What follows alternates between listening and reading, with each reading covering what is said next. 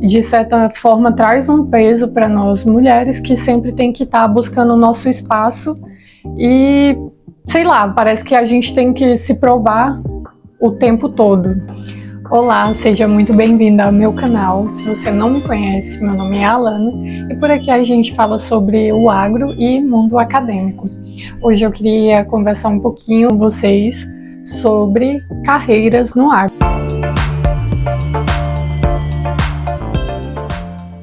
Eu quero que você se sinta convidada a ver esse vídeo e saber um pouquinho mais como foi as minhas experiências, meu ponto de vista e minha contribuição de 2 centavos, que eu acho que pode ajudar vocês, principalmente se você é uma mulher no agro. Em outros vídeos eu já falei um pouquinho da minha história, como que foi a minha graduação, contei para vocês como que eu cheguei no agro, que eu não venho de uma família tradicional, então eu sempre tive que lutar muito para conquistar, e ainda luto muito para conquistar um pedacinho do meu espaço nesse grande mundo que é o agronegócio. A minha primeira experiência no mercado de trabalho foi em uma empresa de consultoria e assistência técnica e pesquisa, que ficava em outra região, uma região muito forte no agronegócio, e o que eu tinha que fazer era monitoramento de lavouras. Eu fazia pano de batida, contava quantos insetos tinha, fazia um levantamento de doenças que era comum, principalmente na cultura da soja e do milho. Então, minha primeira experiência foi mais no campo. Na verdade, foi minha única experiência no campo.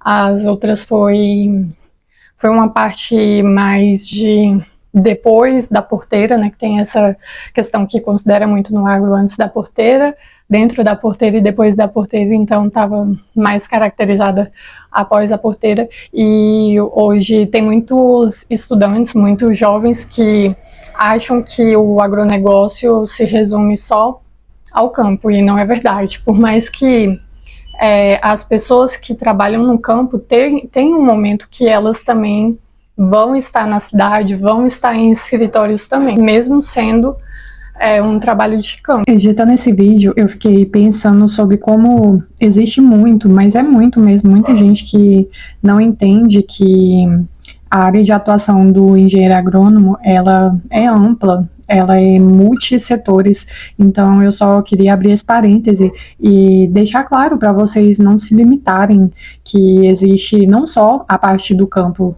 a parte da fitotecnia, produção vegetal em si, mas também tem a produção animal, não só na parte do campo, como também na parte de gestão também, gestão de propriedades, na parte administrativa, na parte de assistência técnica e extensão rural, que hoje está muito em alta, a parte de ensino, pesquisa e desenvolvimento também, então não se limite. Minha primeira oportunidade no mercado, eu consegui essa oportunidade graças a uma colega da faculdade.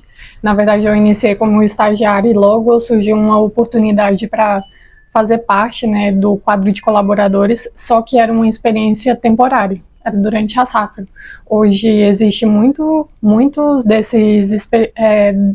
dessas oportunidades como safrista, então muitas empresas têm essa questão de contratar ali durante só o período da safra, ali mais ou menos setembro, até março, abril, quando finaliza o ciclo das culturas, né? Então, é uma oportunidade que, principalmente, quem está saindo da graduação, é uma oportunidade muito boa para quem está começando, porque essas empresas, elas se tornam uma porta de entrada, uma vitrine. Mas eu não permaneci, né? Então, não foi algo que eu me identifiquei. Então, por isso é importante fazer estágios, ou se não tiver oportunidade de estágio, seja como primeiro emprego, enfim, uma oportunidade dessas que aparecer é importante conhecer para saber aquilo que você não gosta, isso também é importante saber. Bom, isso foi em 2019 e finalizou, né, em mais ou menos final de fevereiro, início de março de 2020, e foi quando teve aquele boom da pandemia. Eu passei alguns meses desempregada retornei para minha cidade, porque onde eu estava não consegui me adaptar, vi que tinha muitas oportunidades, mas as oportunidades que tinha, eu sabia que não tinha muito a ver com o meu perfil. Então eu voltei para minha cidade e entrei no mercado financeiro. Quando eu entrei no mercado financeiro, eu não sabia absolutamente nada, nada de banco. Não sabia nem direito como que funcionava um cartão de crédito. Eu tive que aprender tudo do zero, então eu entrei como trainee e passei por todas as fases do banco, né, todas as etapas do banco, desde o autoatendimento até chegar ao cargo de gerente de negócios. Então, por conta da minha formação, eu acabei assumindo a carteira do agronegócio, então era gerente agro, e eu fiquei nessa instituição financeira durante 3 anos. Foi um período muito rico, eu aprendi muitas coisas, mas chegou um tempo que parou de fazer sentido para mim. E antes de sair dessa instituição financeira, eu comecei a trabalhar numa faculdade, no ensino à distância. E eu estou nessa universidade até hoje. A parte da educação à distância, eu vejo que tem uma questão assim que é até difícil assim falar, a questão da comunidade em si, que parece que não valida o trabalho de um professor. E eu acho isso uma questão muito complicada, porque é como se eu não estivesse fazendo nada. Só que eu não tenho tempo para nada, porque além de estar nessa instituição de ensino à distância, eu já mencionei, né, em algum dos vídeos, e eu também faço mestrado. E o mestrado, ele também é meu trabalho. Hoje, a maioria dos programas de pós-graduação, eles remuneram as pessoas. E como eu já falei em outros vídeos também, eu considero o meu mestrado como o meu emprego. E hoje é a minha dedicação maior, onde eu passo a maior parte do meu tempo, aonde eu dedico mais o meu tempo, a minha disposição, tudo. Então, essa questão do ensino no Brasil, ao meu ver, não é valorizada em nenhum aspecto e nenhum ramo, nem do agro, nem, por exemplo, se fosse de química, física, biologia, e em qualquer outra vertente que fosse. Então, eu estou tentando, o que eu estou fazendo profissionalmente hoje, né, seguindo, né, com esse cargo de professora tutora que eu tenho nessa universidade, e o meu mestrado, que é mais uma parte de pesquisa. E após eu concluir o mestrado, né, o que é normal, não estou falando o que vai acontecer comigo, mas o que é normal de um pesquisador é voltar para a carreira da docência mesmo. E no Brasil não tem muito essa distinção de professor e pesquisador. Normalmente os professores fazem, né, concurso para ser professores de universidades federais e eles tornam-se pesquisadores também. Então eles têm que ter tanto esse perfil de pesquisa quanto de docência, porque ele vai desempenhar os dois ao mesmo tempo. Outra coisa que eu esqueci de mencionar é que quando eu saí do banco, eu já tinha a minha função de professora tutora. E eu fiquei pensando como que essa questão é tão desvalorizada que algumas pessoas tinham a ideia de que eu não estava fazendo nada quando eu saí do banco. Na verdade, a primeira reação é tipo assim, nossa, como você saiu? E tipo, e eu falo tanto pessoas próximas quanto pessoas que não eram próximas, mas assim, porque cada um não estava cuidando da sua vida. E outra coisa, se eu não quisesse fazer nada também, qual o problema? Mas vamos voltar para o que interessa.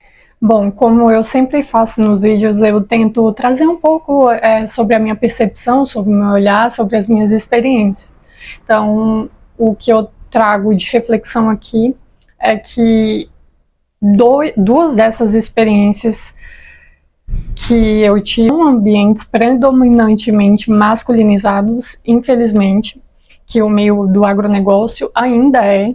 Eu sei que mudou muito, tem muitas empresas que contratam mulheres, mas não deixa de ser ainda. A gente observa como que é a contratação de algumas empresas ainda, que tem essa questão de olhar mais para o homem. Então eu acho que isso de certa forma traz um peso para nós mulheres que sempre tem que estar buscando o nosso espaço e, sei lá, parece que a gente tem que se provar o tempo todo. Tem que mostrar que o fato de a gente ser mulher, isso não é um problema. Minha outra experiência também, em um ambiente predominantemente de homens, foi na instituição financeira, que ainda é, sim, um ambiente onde predomina ter mais homens. Não quero entrar no mérito de nada aqui, só estou falando sobre a minha percepção.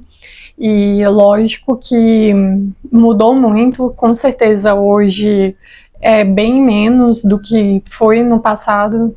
Por exemplo, em 2010, para as pessoas que se formavam no agro, com certeza era bem mais difícil, assim como em 2000. Então, assim, as coisas mudam, evoluem, graças a Deus, né, que existe a evolução, mas as pessoas que têm interesse em estar em alguma desses ambientes, e principalmente se for mulher, saibam que ainda existe muito essa questão dessa preferência por algumas empresas. Claro que todas não são assim, mas ainda existe essa questão. Para terminar esse vídeo, eu quero deixar aqui a minha contribuição de 2 centavos.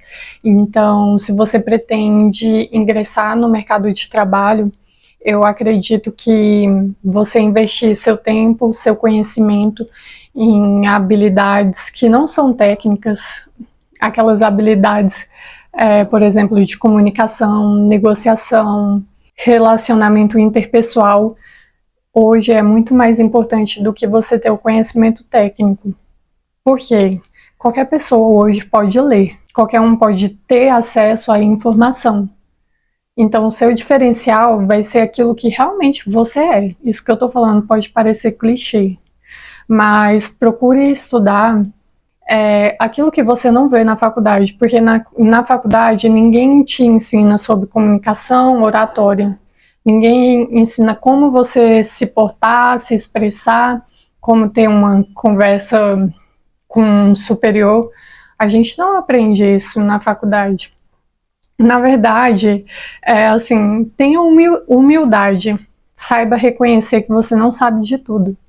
É o primeiro passo e é um passo muito, muito importante. Que você sai da faculdade, você acha que você sabe, mas você não sabe de nada, nada, nada, nada. Então tenha humildade em reconhecer que o seu conhecimento, ele é limitado. E você está num processo de formação. Normalmente a gente sai da faculdade muito novo. Então procure conversar com pessoas mais velhas, procure orientação, façam cursos de relacionamento interpessoal, comunicação, marketing, coisas que não está na grade do curso de agronomia. Que eu tenho certeza que você vai dar um passo muito grande e com certeza vai ser um diferencial para você. Então, se você ficou até aqui, muito obrigado pela sua paciência, pelo seu tempo em me assistir e te vejo no próximo vídeo.